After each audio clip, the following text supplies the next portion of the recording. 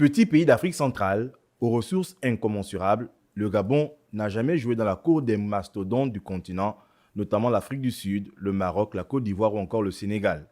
La faute, selon plusieurs opposants au phénomène de corruption massive et de mauvaise gouvernance. Un état de fait qui a poussé les forces de défense et de sécurité à prendre leurs responsabilités et mettre fin au régime Bongo PDG. Si beaucoup avaient des doutes quant aux intentions du CTRI, force est de reconnaître que les autorités de Libreville ont, en n'en point douté, fait leur les problèmes des Gabonais. En 100 jours, le Comité pour la transition et la restauration des institutions, sous la houlette de Brice Clotaire Oligui Nguema, a fait 67 promesses, dont 55 ont été réalisées ou en cours de réalisation au bout de 100 jours.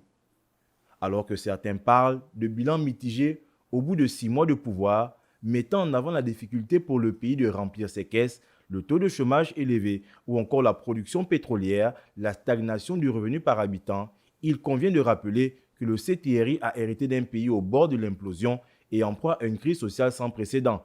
Si la situation est exceptionnelle, les mesures le sont tout autant. Ainsi, avec le plan d'action d'urgence du CTRI, l'on comprend très vite que les priorités de Brice Clotaire Oligui Nguema sont de remettre le pays sur les rails du développement et non de suivre à l'aveugle l'agenda des institutions internationales. S'il est clair que le Gabon ne se développe pas à la vitesse espérée par certains, il n'en demeure pas moins que le CTRI, en 6 mois, a donné de l'espoir à près de 2 millions de Gabonais. Et ce ne sont pas les exemples qui manquent.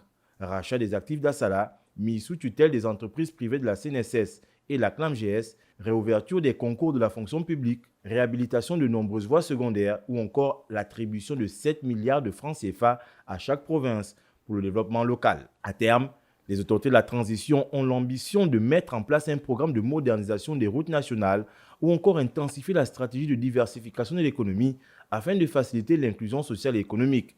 Des besoins estimés à près de 4 536 milliards de francs CFA, soit un investissement de 1 500 milliards de francs CFA par an sur la période 2024-2026.